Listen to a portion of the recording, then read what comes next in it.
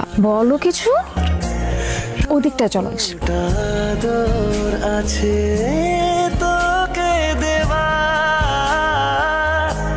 দেখে যাই। কেমন লাগলো আমার এই রোদ বৃষ্টির শহরটা?